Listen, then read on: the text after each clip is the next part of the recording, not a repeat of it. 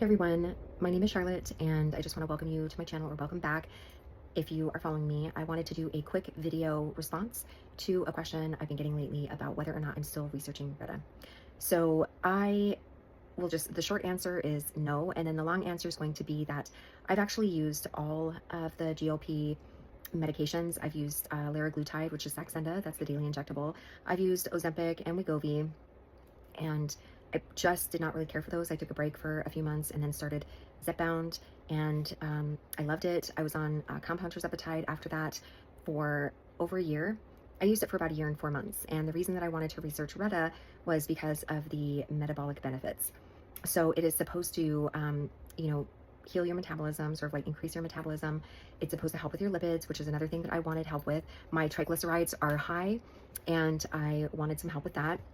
I actually was able to bring my cholesterol levels back to normal just using tirzepatide, but because my triglycerides were kind of high and I knew that retatrutide was supposed to help with lipids, I decided to try it. So what I've noticed is that it reminds me more of Ozempic than it does how I felt on tirzepatide.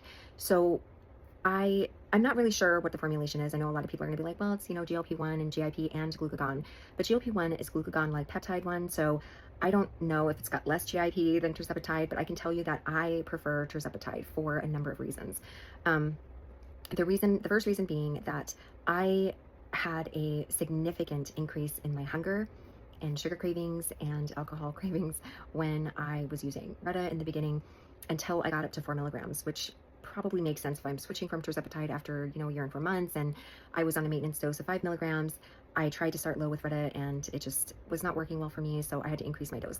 Now at 4 milligrams, my food noise had gone away mostly. I want to say mostly because there are times when I'm on Reta that I have significant hunger. I mean, it almost reminds me of before I started taking tirzepatide, in perimenopause, when I had insulin resistance. There would be days where I feel like I could just binge, like eat a ton of food. I just wanted to snack on everything. Now, granted, on Reta, I wouldn't be able to eat a lot, but I still wanted to eat a lot of different things, including sugar, which is something I'm just not interested in eating. To me, sugar is just really bad for you. I don't particularly like eating it, but I was having significant cravings to where I was like buying cookies and eating, my frozen yogurt with, so it's like 100 calories, but still eating it every single day with cookies. And occasionally I buy these like mini sodas that I just have in my fridge for people. And I would even occasionally like have some of that, which I don't ever drink soda. I primarily live on coffee and water.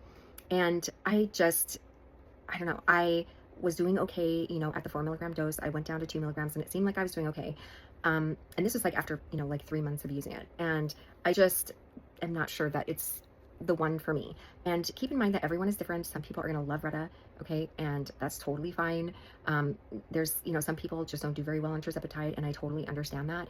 For me, tirzepatide helped in so many ways, not just with me meeting my goal weight within 6 months, but it helped fill like dopamine receptors probably.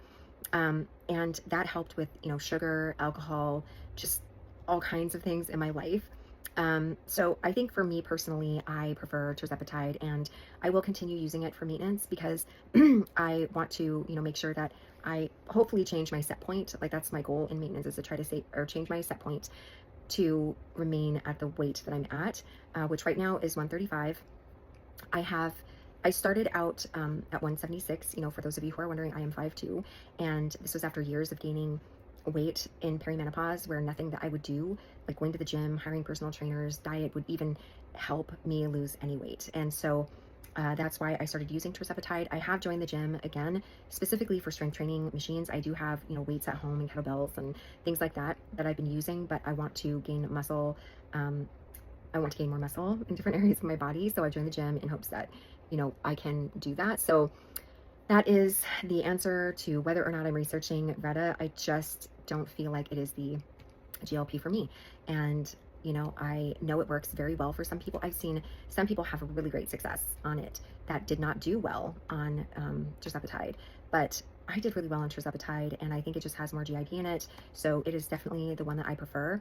And, I just feel like Reta has more, in my opinion, side effects similar to Ozempic, and it also can make me very tired, and I'm just not really a fan. So anyway, that's my response. Let me know if you have any questions, and I hope you guys have a good day.